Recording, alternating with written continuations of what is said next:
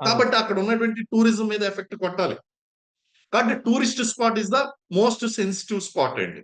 కాబట్టి వాళ్ళు ఏం చేశారు, ఆ యొక్క ఇండియన్ స్విట్జర్లాండ్ గా పేరు పొందినటువంటి ఆ పహల్గాం ప్రాంతం చుట్టూ కొండలు మధ్యలో మంచు లోయ ప్రాంతం అవును సార్. మంచి స్పాట్ గా ఎంచుకున్నారు.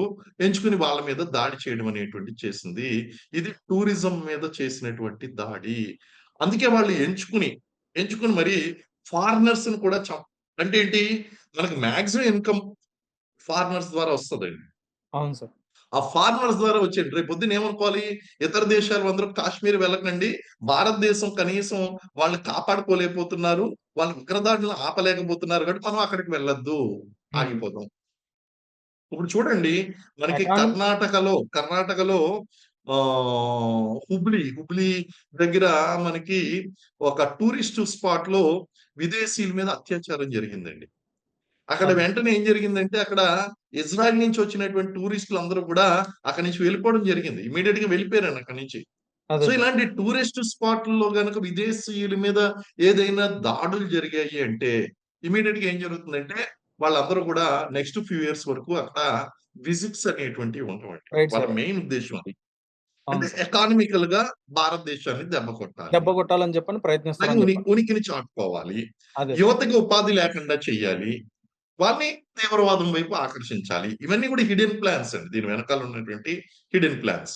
అదే సార్. అంటే మనం ఇప్పుడు చూసుకున్న విజువల్స్ ఏవైతే ఉన్నాయో అందులో భాగంగా ఇప్పుడు ఎవరైతే ఆ భార్యాభర్తలు ఎవరైతే ఉన్నారో, ఆ భార్య ఎదురుంగానే భర్తను చంపేసేసి మోడీకి చెప్పండి అని చెప్పని ధైర్యంగా వాళ్ళంత ఈజీగా చేయడం అనేది ఆ విజువల్స్ అనేవి చూస్తే చాలా బాధాకరంగా కనిపిస్తున్నాయి సార్.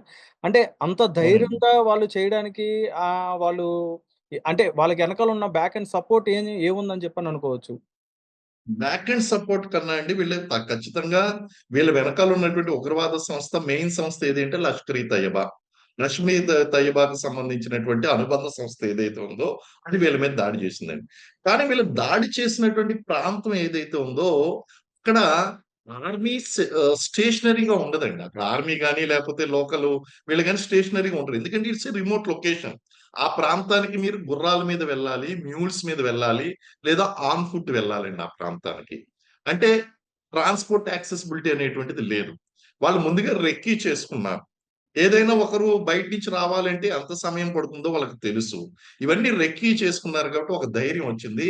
ఇక్కడ ఆర్మీ లేదు, ఇక్కడ పోలీస్ లేదు, బట్ ఇక్కడ మనల్ని ఇంకా ఎవరు ఆపేటువంటి వాళ్ళు లేరు అనేటువంటి ఒక సిట్యుయేషనల్ ధైర్యం ఒకటి అదే సార్. సర్కమ్‌స్టాన్షియల్ గా వచ్చినటువంటిది. రెండోది ఏంటి అంటే ఉగ్రవాదులండి వీళ్ళు లష్కర్ ఇ తయ్యబా సంస్థకు చెందినటువంటి ఉగ్రవాదులు. Pakistan trained militants. కాబట్టి సహజంగా వాళ్ళు చచ్చిపోవడానికే అక్కడ జాయిన్ అవుతారండి. హ్మ్. ఇక్కడ ఆర్మీలో ఒకళ్ళు జాయిన్ అయ్యారు అంటే, రక్షణ రంగంలో జాయిన్ అయ్యారంటే, నా దేశాన్ని కాపాడుకోవాలి, నేను బతకాలి, శత్రువుని చంపాలి అనేటువంటి ఉద్దేశంతో మనం జాయిన్ అవుతాం. వాడు ఖచ్చితంగా చనిపోవడానికే జాయిన్ అవుతాడండి. జిహాద్. ఈ పవిత్ర యుద్ధంలో నేను చనిపోతే నేను జన్నత్‌కి వెళ్తాను. మైండ్ సెట్ అలా ఉంటుందండి. కాబట్టి వాడు దేనికి కేర్ చేయడు. అలాగే సిట్యుయేషన్ కూడా చూసుకున్నాడు. వెనకాల ఉగ్రవాద సంస్థ. Is a member of Lashkar E Taiba. So ఇవన్నీ కూడా ఎక్కడ లేని ధైర్యాన్ని ఇచ్చాయి. ఆ ధైర్యంతోనే వాళ్ళు ఇమ్మీడియేట్‌గా ఆర్మీ రావాలంటే కొంత సమయం పడుతుంది కాబట్టి వాళ్ళని అటాక్ చేయడం అనేటువంటిది జరిగింది. అదే సార్. అదండి అక్కడ. రైట్ సార్ మీరు చెప్పింది. అంటే సార్ ఇప్పుడు మీరు మేజర్‌గా ఉన్న సందర్భంలో అంటే మీరు మేజర్‌గా వర్క్ చేసిన సందర్భంలో ఇటువంటి పరిస్థితులు మీరు ఎదుర్కొన్నవి గాని, లేదా మీరు ఫేస్ చేసిన గాని సందర్భాలు ఏవైనా మీరు చెప్పుకోగలరా? యెస్ అండి. 1998 అండి. 1998 November 1 I faced my first encounter in my life అండి. ఓహ్! పూంచ్ రజౌరి సెక్టార్‌లో ఇండియన్ ముజాహిదీన్, హిజ్బుల్ ముజాహిదీన్‌కి చెందినటువంటి మిలిటెంట్స్ ఒక బాటిదార్ ఫారెస్ట్‌లో ఎంటర్ అవ్వడం అనేటువంటిది జరిగింది. అప్పుడు మేము ఆపరేషన్ శివశక్తి అనేటువంటిది మేము కండక్ట్ చేయడం. అప్పుడు ఆ యొక్క ఆపరేషన్‌లో హిజ్బుల్ ముజాహిదీన్‌కి చెందినటువంటి కొంతమంది మిలిటెంట్స్, నలుగురు మిలిటెంట్స్, ఐదో మిలిటెంట్ తర్వాత చనిపోవడం జరిగిందండి. వీళ్ళంతా చనిపోవడం. అంటే this situation we personally faced. నేను పర్సనల్‌గా థట్ వాస్ మై 14థ్ డే ఆఫ్ మై సర్వీస్. నేను జాబ్‌లో జాయిన్ అయిన ట్రైనింగ్ పూర్తి చేసుకొని జస్ట్ ఒక 14 డేస్ అయింది అంతే అండి. 14 డేస్ అయిన తర్వాత నేను ఫేస్ చేసినటువంటి సిట్యుయేషన్. సో, అక్కడ కాశ్మీర్ అనేటువంటి ప్రాంతము ఈ ఎల్ఓసి గనక చూసుకుంటే ఎల్ఓసికి జస్ట్ 100 మీటర్స్ అంతేండి ఇటు అటు చూసుకుంటే. ఇన్ఫిల్ట్రేషన్ అనేటువంటిది జరుగుతూ ఉంటుంది. మిలిటెంట్స్ అనేటువంటి వాళ్ళు వస్తూ ఉంటారు. మనకు సమాచారం అనేటువంటిది వస్తూ ఉంటుంది. ఆ సమాచారం వచ్చినప్పుడు వాళ్ళని వెతుక్కుంటూ ఆపరేషన్స్ కండక్ట్ చేస్తూ ఉంటాము. మా లక్ బావుండి, మా ఆపరేషన్స్ ప్లానింగ్ అంతా బావుంటే గనక పర్ఫెక్ట్‌గా వాళ్ళు దొరుకుతారు. ఆ తర్వాత వాళ్ళని మట్టు పెట్టడం అనేటువంటిది జరుగుతుందండి. అదే. సో, ఆల్‌మోస్ట్ ఆల్ ఇది కాశ్మీర్‌లో పనిచేసినటువంటి ఎవరికైనా సరే సర్వసాధారణంగా ఎదురయ్యేటువంటి సిట్యుయేషన్ అండి. ఎటువంటి వ్యక్తులకైనా సరే. కాశ్మీర్‌లో పనిచేసినటువంటి వాళ్ళు ఎవ్వరికైనా సరే ఇటువంటి పరిస్థితులనేటువంటివి ఎదురవుతాయండి మనకి. అదే సార్. Right sir. అయితే సార్ ఇప్పుడు ఇంకొక విషయం ఇప్పుడు ముఖ్యంగా ఇప్పుడు జరిగిన సంఘటనలు చూసుకుంటే దాదాపు హైదరాబాద్ నుంచి అంటే అక్కడ ఉన్న హాస్టేజెస్ ఇప్పుడు ఎవరైతే ఉన్నారో హ్మ్. వాళ్ళొచ్చేటప్పటికి ఈ దాడిలో హైదరాబాద్ నుంచి గాని లేదా వైజాగ్ నుంచి గాని దాదాపు ఒక 20 మంది వరకు కూడా శ్రీనగర్‌లో అంటే చిక్కుకొని ఉండిపోయారు. అయితే వారిని రెస్క్యూ చేయడానికి గాని ఇప్పుడు సెంట్రల్ గవర్నమెంట్ గాని లేదా ఇక్కడున్న స్టేట్ గవర్నమెంట్ నుంచి గాని ఎటువంటి చార్జెస్ తీసుకుంటే ఎటువంటి ప్లాన్ ఆఫ్ యాక్షన్ ఉండాలని చెప్పని మీ ఉద్దేశ్యం? అంటే గవర్నమెంట్ ఏ విధంగా రెస్పాండ్ అవ్వాలి? మనకి ఎంత స్పీడ్‌గా వర్క్ చేయాలి? Yeah! Air India already special flights అనేటువంటివి స్టార్ట్ చేసిందండి. మనకి ఎయిర్ ఇండియా వాళ్ళు ఆల్రెడీ స్టార్ట్ చేశారు. దాదాపు డెఫినైట్లీ ఇద్దరిని ఇట్ ఈస్ ఎ మట్టుబెట్టారని గవర్నమెంట్ చెప్పని వార్తలు గూడా వచ్చినియి సార్. ఏదండి ఏమంటారు? దాదాపు ఒక ఇద్దరిని మత్తుబెట్టారని చెప్పని గూడా వార్తలనేవి గూడా ఇప్పుడు వచ్చినియి సార్. ఏదైనా ఇప్పుడు చనిపోయినటువంటి వాళ్ళే ఇద్దరున్నారు అంటారు. లేదు సార్. అది ఎవరైతే లేదు సార్. మళ్ళీ ఎవరైతే చెప్పండి. ఎవరైతే ఇప్పుడు ఆ టెర్రరిస్టులున్నారో వాళ్ళలో ఒక ఇద్దరిని మట్టుబెట్టారని చెప్పని గూడా రీసెంట్‌గా ఇప్పుడే రావడం జరిగింది సార్ వార్త గూడా.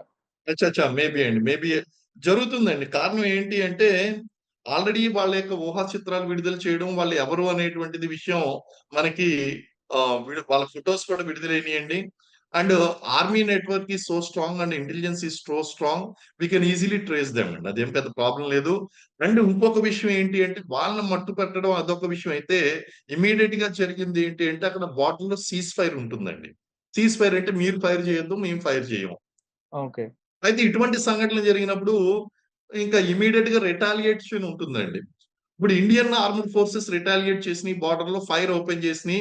ఆ ఫైర్‌లో మనకి తెలిసినటువంటి ఇన్ఫర్మేషన్ ఏంటంటే 12 మంది ఆర్మీ సోల్జర్సు, 3 పాకిస్తానీ బంకర్‌లు, అలాగే ఆర్టిల్లరీ గన్ పొజిషన్స్ డిస్ట్రాయ్ అయినియి అనేటువంటి వార్త కూడా వినిపిస్తుందండి సోషల్ మీడియాలో. Okay sir. సో, ఆ విధంగా గనుక చూస్తే మనం ఆల్రెడీ రిటాలియేషన్ యాక్షన్ స్టార్ట్ చేసేసామండి. అలాగే ఎవరైతే ఇప్పుడు చంపారో, ఇప్పుడు ఈ దాడిలో పాల్గొన్నటువంటి ఉగ్రవాదుల్ని వాళ్ళు చావడం guarantee. But that is not the only thing. హ్మ్. వాళ్ళు ఏ విధంగా అయితే భయాన్ని సృష్టించడానికి ప్రయత్నించారో, అంతకు మించినటువంటి విధ్వంసాన్ని సృష్టించాలి. అంతకు మించినటువంటి భయాన్ని సృష్టించాలండి మనకి. సార్ బాలాకోట్ దాడుల్లో అదే చేసాం. అవును సార్. సార్ అంటే ఇప్పుడు మళ్ళీ ఇప్పుడు అదే చేయాలండి మనం. అదే సార్. అంటే సో, మరి ఇప్పుడు సో వీళ్ళు అక్కడ చనిపోవడం అనేటువంటిది గ్యారంటీ. అదే సార్. అదే సార్. అంటే యాహ్! యుద్ధానికి పిలుపునిస్తున్నట్టుగానే కనిపిస్తుంది కదా సార్ అప్పుడు. కాదండి. కాదు. హ్మ్. ఇది చిన్న సైజ్ ఆపరేషన్స్ అండి.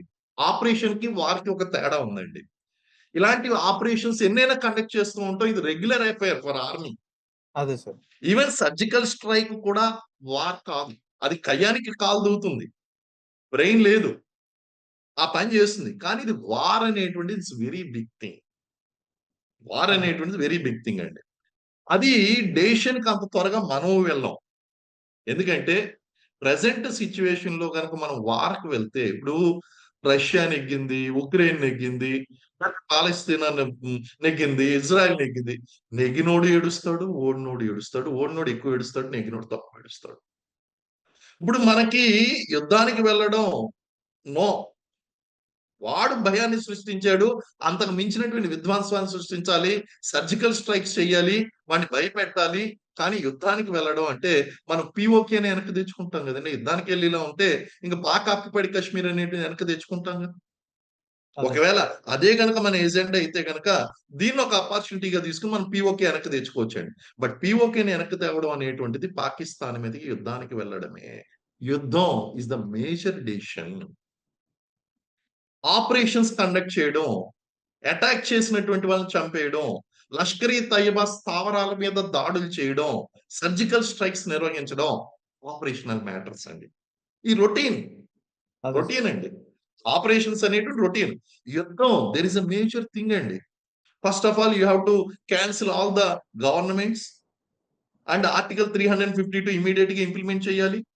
రాష్ట్రపతి పాలన తీసుకురావాలి. ఎమర్జెన్సీ డిక్లేర్ చేయాలి.